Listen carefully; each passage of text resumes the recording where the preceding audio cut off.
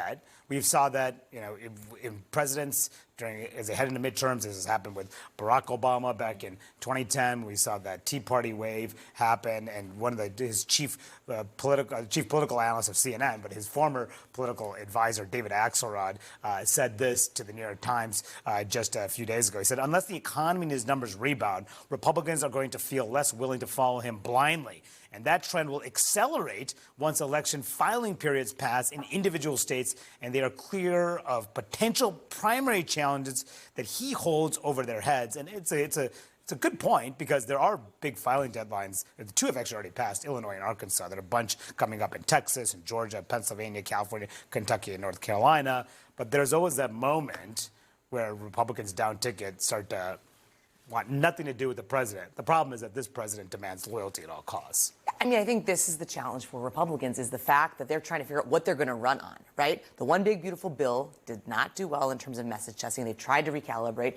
I think they just came off the longest shutdown in U.S. history. And now Republicans are saying, what are we going to run on in 2026? And so that's why you're starting to see all this activity when it comes to potentially extending the Obamacare, COVID subsidies and other things, because they are looking, at their future, saying this is going to be a really challenging time, especially if the economy doesn't do really well, especially if inflation, if tariffs continue to actually hurt people back home.